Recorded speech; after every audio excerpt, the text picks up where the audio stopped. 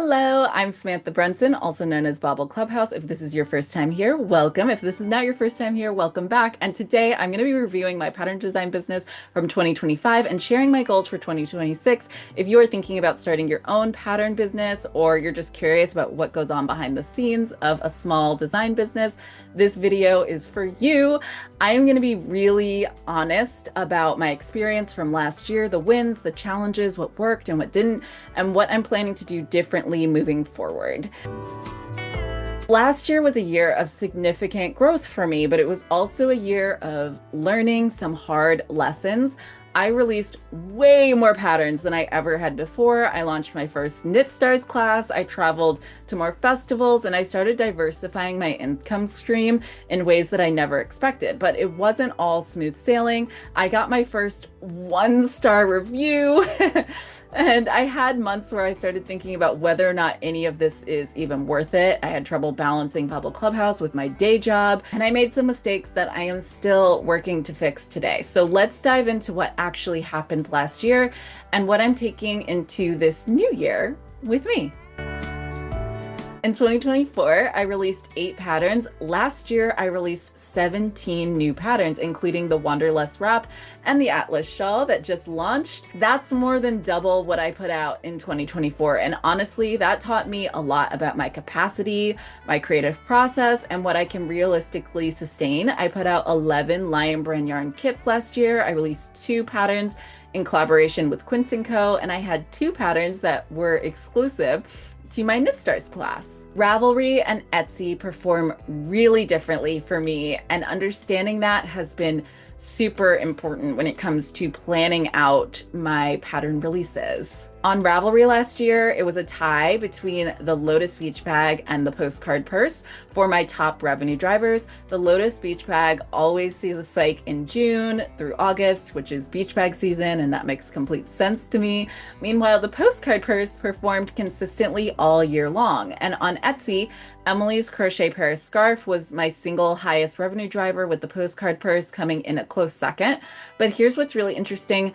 The Postcard Purse drove more traffic and views than any other pattern on Etsy, but makers felt less confident when clicking add to cart. So that tells me that I need to do some work on that listing in particular this year, maybe better photos, clear descriptions, or adding video support. Another thing I noticed last year, my crochet patterns performed better for me than knit patterns on both platforms. Now, that could be specific to the designs that I put out, or it could say something about what the market wants right now. Either way, it's something I'm going to be watching really closely as I plan patterns for this year. My Knit Stars class was on beading with crochet, and the Postcard Purse is one of the only currently shoppable beaded crochet patterns that I offer. So I definitely want to release more of those in 2026. Now let's talk about the hard truth that no one really wants to talk about, and that is the actual money. My pattern sales grew significantly year over year, about 113% on Ravelry and 185% on Etsy from 2024 to 2025, which sounds amazing, right? And it is growth that I am very, very proud of. But here is the reality. Some months I only made about $50 for my pattern sales, and other months I made only a few hundred, and that's it. Pattern income is inconsistent and it's seasonal. For me, knitting peaks late summer through winter, while crochet peaks late winter through summer. And understanding these patterns helps me plan my releases, but it doesn't change the fact that some months are just slow. I am not making a full-time income from my pattern sales alone, not even kind of close. And I think it's really important for designers to be really honest about that. Here's the thing, and this is important. Pattern sales are actually a very small portion of how my patterns make money for me. Almost all of my patterns contain affiliate links for the yarns, the kits, the hooks, the table that I use. Basically anything that is in a picture with your pattern is an opportunity to drive affiliate link traffic. This is passive income, and it's usually only a couple bucks per sale, but that adds up over time. And I get paid whenever someone makes a purchase through my link, even if that's not for the exact product that they clicked on. I also get paid a flat fee for kits. It's basically like a licensing agreement. I get paid upfront by the yarn company or the yarn store, and then they don't pay me a percentage when there's a sale, unless it's through an affiliate link, which is why it's so important to use your affiliate links when promoting your kits. In 2025, across companies, my kit prices ranged anywhere from $200 to $800, depending on the intricacy of the project and the perceived value of the finished object. You have to be able to make that money and that amount back for the brand. And I'm still a micro creator. I have just under 7,000 followers on Instagram as of today, and I am just starting out on TikTok and YouTube and Pinterest. So my kit prices are going to be a lot lower than someone with a huge following and potential earning power. But as my followers grow, so will the prices I can command.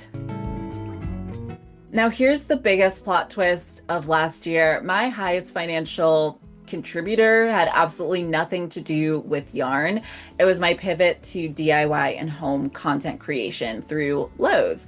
And Lowe's affiliate program runs super smoothly. It felt really organic for me to start that. Between high value gifting campaigns, affiliate links, and paid posting campaigns, Lowe's is currently my highest earning affiliate partnership.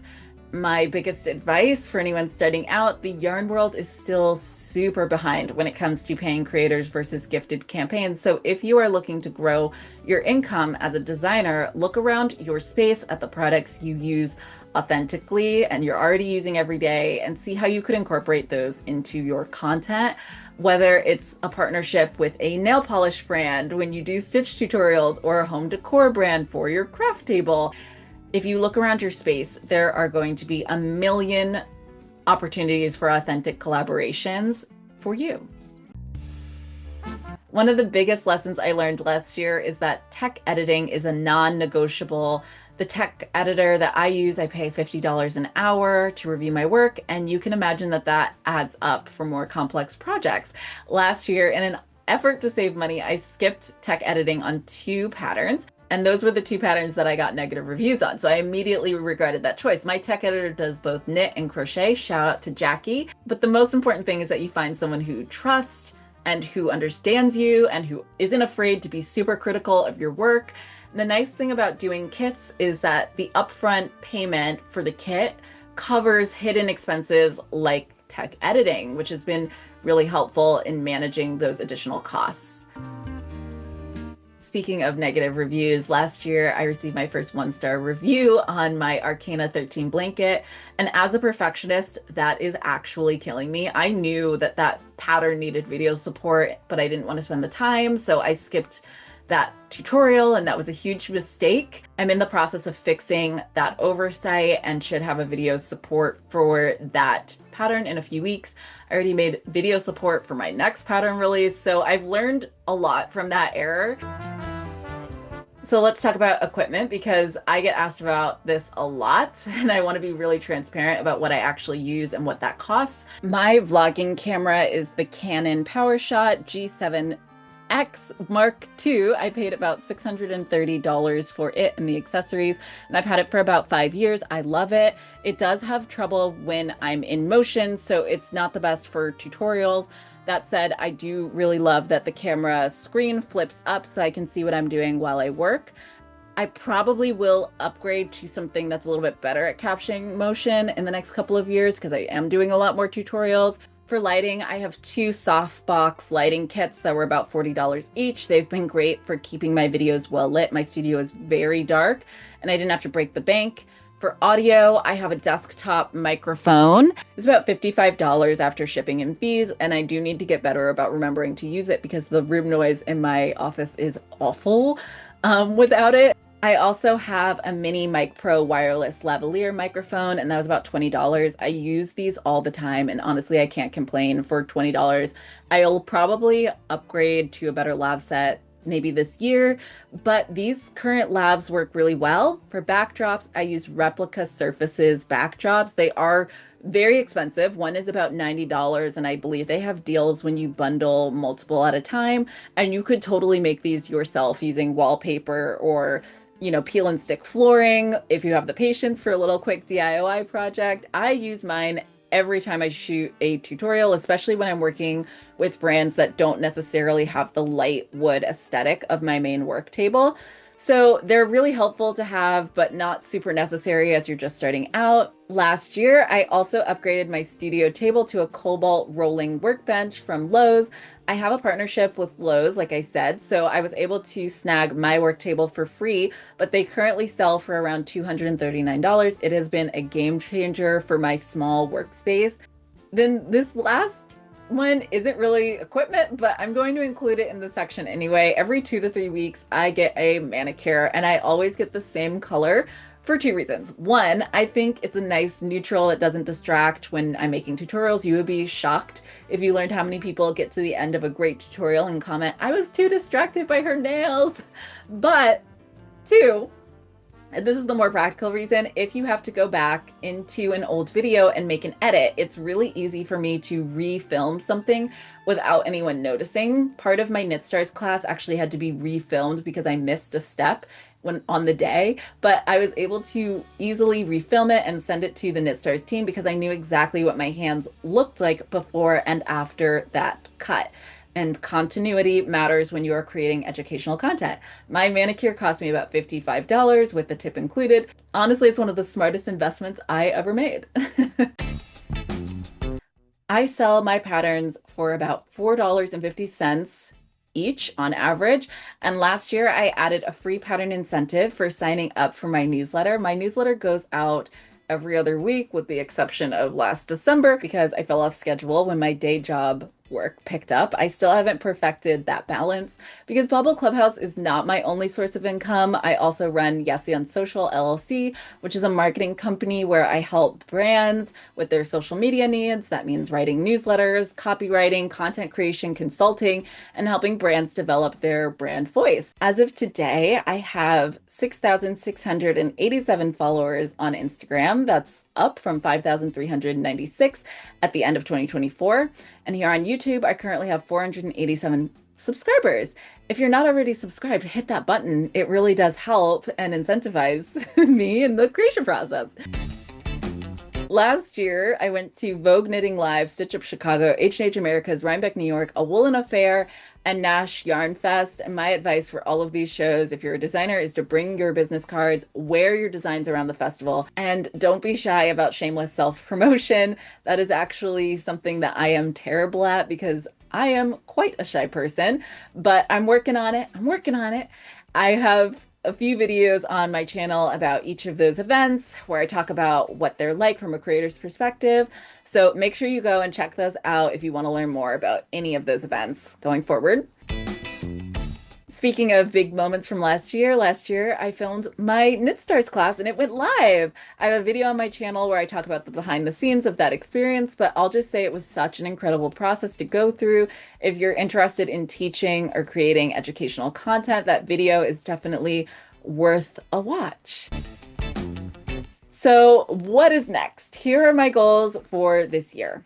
Getting more consistent with my newsletter and creating a workflow for days when I really don't have time or energy for my own content. This is something I really struggled with, especially in December of last year, and I want to fix that going forward. I launched the Maker's Card collection in October of last year with Lion Brand Yarn, and I'm excited about the patterns that I have lined up for this upcoming year. Shout out to their photographer, Francis. I can't wait for you all to see some of those photo shoots. Oh my gosh, oh my gosh. Since the postcard purse performed so well and it's one of my only beaded crochet patterns, I definitely want to work on releasing more of those this upcoming year. I'm also working on more writing projects. I have a few magazine publications coming up and a few other projects that are in the pipeline that I can't quite talk about just yet, but hopefully I'll have news on those in 2026 or 2027. And lastly, YouTube. I started off last year being really excited about YouTube, and then I completely fell off with creating videos. So I'm hoping to be more consistent with that as I grow my channel this year. If you have things that you would like to see from me on this channel or learn more about, just let me know in the comments. I think part of the problem is that I am interested in so many things that narrowing it down is really tough, but that's on the agenda for the new year too. Look, last year taught me a lot. It taught me that growth is possible, but it's not always linear. It taught me that diversifying income streams is essential if you want to be a designer. It taught me that cutting corners on things like tech editing and video support comes back to bite you in the bum. And it taught me that balancing a pattern business with a day job is really, really hard, but not impossible. If you are thinking about starting your own pattern design business, I hope this review gives you a realistic picture of what to expect, especially in your first couple of years. It is definitely not a get rich quick scheme, but with consistency, learning from mistakes, and patience with the growth process, it is absolutely possible to build something that you are very proud of. As always, if you liked what you watched today, remember to like, comment, and subscribe. Thank you all for watching, and I will see you all in the next video. Bye-bye. Bye.